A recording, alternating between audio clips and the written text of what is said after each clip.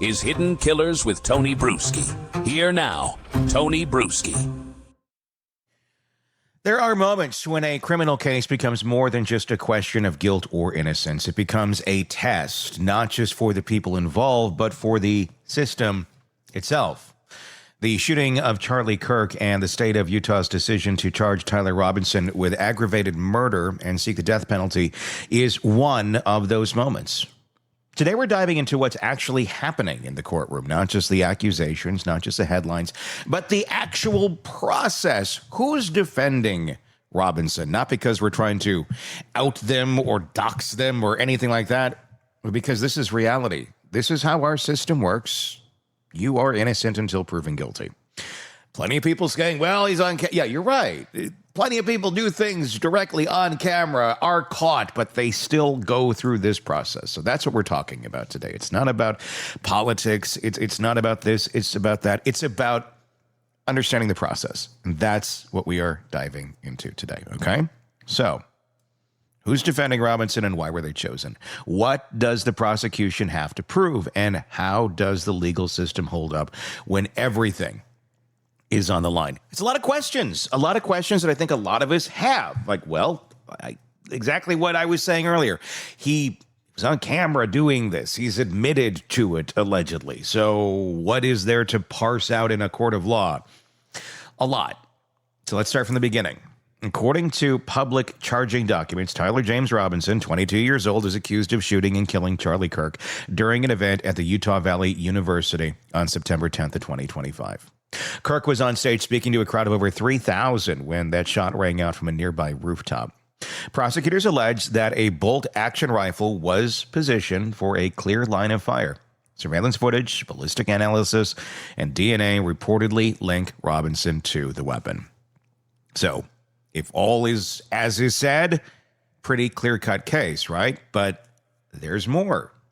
In a press release the following week, the Utah County Attorney's Office confirmed that Robinson had been formally charged with 7 felony counts. The lead charge is aggravated murder, a capital offense in Utah. That's followed by felony discharge of a firearm causing serious bodily injury, 2 counts of obstruction of justice, 2 counts of witness tampering, and a charge related to committing a violent offense in the presence of a child. Prosecutors also filed sentencing enhancements, including one that alleges the victim, Charlie Kirk, was targeted because of his political speech. Now, here's what happens next when the state files charges like these against someone who can't afford a lawyer. The law requires that counsel be appointed, but in a case involving the death penalty, that lawyer can't be just anyone. They have to meet strict qualifications. Years of experience, a track record with serious felonies, and preferably experience in capital litigation. What does capital litigation mean? It means the death penalty. When someone's life is on the line, look, you may want them to die. I'm totally cool with it. You go and do this to somebody. Yeah, I'm totally fine if this is you being taken off the planet as well. But there is a process to this happening. So, on September 24th, the Utah County Commission approved the appointment of attorney Kathryn Nester to represent Robinson. That's according to county records and reporting from multiple Utah outlets. Nester's resume fits the bill. She is a former federal public defender for the District of Utah. She has served as executive director of the Federal Defenders of San Diego. She has more than 30 years in both state and federal courtrooms. It's important and notable. She doesn't volunteer for this, okay? So please understand that before people are like, I'm going to find out who that is and I'm going to tell her what I think. That's great. Nobody gives a shit what you think, by the way. This is what she does for a living. And when you're in that pool of attorneys for the state, you get what the state gives you. You can't say no unless you actually have a legitimate conflict. She was appointed. Okay, so think of that before everybody gets mad at this person. She was appointed under a contract with the county in compliance with the 6th Amendment and Utah's indigent defense protocols. It's not a political move. It's not a personal belief. It's about fulfilling a constitutional duty to provide a defense even in the most difficult, emotionally charged cases. So please, for the love of God, take that away from this, okay? These people are not out there going, oh, I agree with his opinions, I'm going to go for this. No. That's not how this works. So follow along and play along with the game at home before you go get mad and start spouting off. Now, according to media reports, Nester is not alone. She's reportedly working with Michael Burt and Richard Novak, two nationally known capital defense attorneys that are based in California. Burt, in particular, is widely recognized in the legal field for his work in high-profile death penalty cases going back decades. Novak is a longtime federal and state criminal defense lawyer who has served as learned counsel. What does that mean? Counsel specifically qualified for capital defense in multiple cases. Yes, I know, a bunch of fancy words. To be precise, as of this recording, there is no public court filing formally listing Burt and Novak as co-counsel, okay? But according to national reporting, including outlets like Reuters and the New York Post, both have been involved in building the defense strategy. So more paperwork is coming, basically. So while we'll use cautious language here, it's fair to say the team is experienced and is being treated as high stakes as they can be on both sides. The state's position is also very clear. Utah County Attorney Jeff Gray has made public statements committing to pursue the death penalty. The enhancements in the charging documents emphasize what prosecutors view as key aggravating factors. First, that the act was, in fact, politically motivated. Second, that it was committed in public with minors present. And third, that it posed a substantial risk of death to others. Yes, it did. You're firing a weapon into a crowd. I don't care who you're aiming for, where you're aiming. Things can go wrong. Things did go wrong. He hit his target. Let's talk about what the defense is up against. First, the note.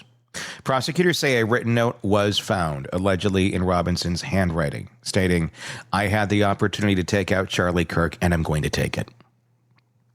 I know. Bizarre, creepy, blunt, cold. Somewhat calculated, somewhat callous. I mean, it sounds about as exciting as, I heard the McRib is back at McDonald's. I'm going to get one for lunch. Not exactly how one would think. This is how I'm going to word what's going to destroy the rest of my existence on this planet. I'm just going to put it under this little keyboard here and head off and go pick up the McRib. I mean, go shoot something. I mean, it's like insane. But it is what it is. It's because you would do something one way or you think someone should do something some way doesn't mean they're going to do it that way. According to prosecutors, this note was referenced in text messages Robinson allegedly sent to his romantic partner shortly before and after the shooting. One of those messages allegedly told the recipient to look under the keyboard where the note was found. I know. Seems weird. And I'm not here to debate what's weird right now. We're just talking about what we know as facts of the case. So you can roll your eyes at that and go, that seems fishy. Yeah. Does seem a little freaking weird, doesn't it? But again, deep breath. We're not talking about that angle right now. There's a lot, and we got to stay on track. The defense will almost certainly challenge this on multiple fronts: authorship, context, timing, and admissibility. Is the note authenticated? Were proper warrants used to retrieve the phone data? Was the message time-stamped in a way that clearly links it to the act? And why is it gone? Why is there just an image of this? I know the story is, well, maybe he threw it away or like it. Again, a lot here that's like, huh? Weird.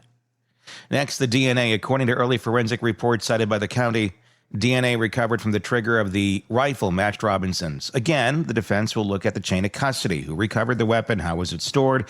Was it tested in a timely, reliable manner? Were alternative explanations ruled out? That's what they're going to look at.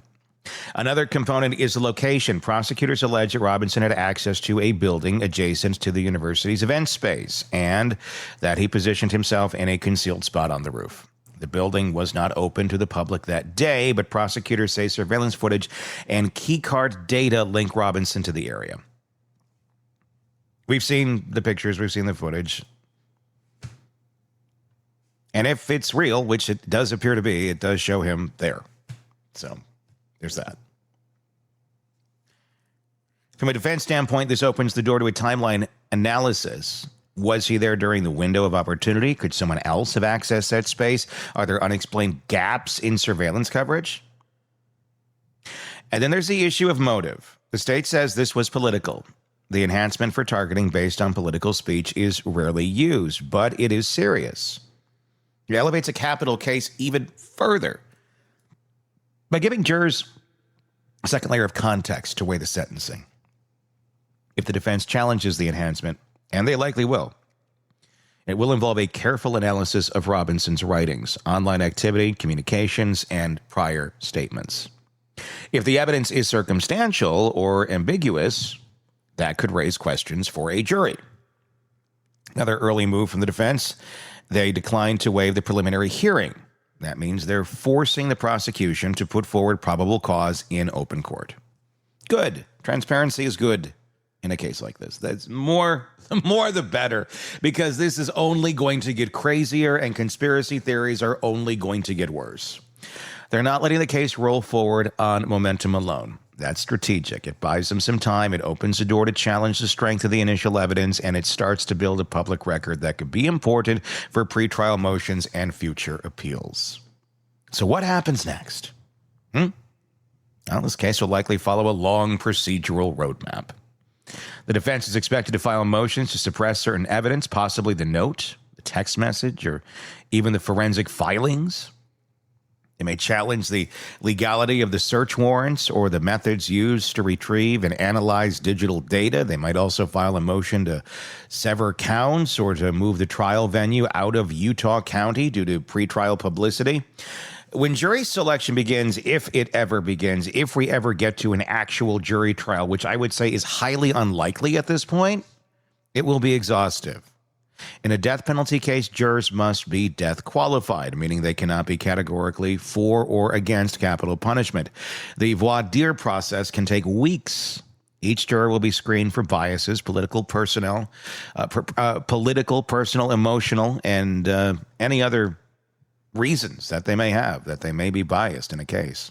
The defense will likely seek jurors who are capable of considering both aggravating and mitigating factors with care and understand what that means. If the case goes to trial, it will unfold in two distinct phases. Phase one is the guilt phase. The prosecution will lay out its case, evidence, motive, timeline, and the enhancements. The defense will then counter, challenging timelines, forensic assumptions, and the chain of custody issues. If Robinson is convicted of aggravated murder, the trial moves immediately to phase two, the penalty phase. This is where the jury decides between life without parole and death. It's where the defense brings in mitigation evidence, including mental health evaluations, personal history, psychological trauma, character witnesses, anything else that argues against execution. And here's where the defense's preparation really matters. Death penalty cases are not just about what happened. They're about who the person is, what led them there. Whether the act, as heinous as it may be, reflects something so irredeemable that the state should take the person's life, or whether life in prison, permanently removed from society, is punishment enough. Now, looking further down the road, there's the possibility of federal involvement. So far, as of this recording, no federal charges have been filed, but the Department of Justice is monitoring the case. If the allegations of political targeting rise to the level of federal hate crime statuses or civil rights violations, it is possible federal charges could be layered on top of the state case. If that happens, Robinson's legal team will have to manage multiple court systems simultaneously, state and federal, each with their own rules, timelines, and procedures, because everything's so easy in our system, isn't it? And no matter what happens at trial, the case is almost guaranteed to go through years of appellate review. Death penalty convictions are automatically appealed in Utah. Every ruling on evidence, on jury instructions, on motions will be scrutinized by higher courts. The appellate process could last 5 years, could last 10. That's how it works. And it's built that way for a reason, because when the state is asking to take a life, there can be no margin for error. That's why the defense team matters. That's why the process matters. Not because of who the defendant is, but because of who we are as a legal system. The Constitution doesn't protect popular defendants. It protects all defendants, even the ones accused of unthinkable acts, even the ones everyone assumes are guilty. Because the law doesn't run on assumption. It runs on evidence, on cross-examination, on verified testimony, on procedure. This case is going to test that. It's going to test how we separate emotion from law. It's going to test whether we will still believe that due process is a requirement, not a formality. Tyler Robinson is accused of killing Charlie Kirk. The state wants to execute him. But until that verdict is reached and every appeal is heard and defense does their job, this ain't going to be over. And the court has a duty to listen. Because in a country that claims to believe in justice, the burden is always on the state. And justice is only justice if it holds up under pressure. What's likely to happen? A plea deal to probably avoid the death penalty and a costly, lengthy process that I just talked about. I'd put my money on that. But again, anything is possible. Tell me your thoughts in the comments section. And be sure to press subscribe wherever you are watching us or listening to us. Whether that be on YouTube, just search Hidden Killers with Tony Brueski. You'll find us there or wherever you get podcasts. Until next time, I am Tony Brueski, and we'll talk again. Want more on this case and others? Then press subscribe now and don't miss a moment of true crime coverage from Tony Brueski and the Hidden Killers podcast.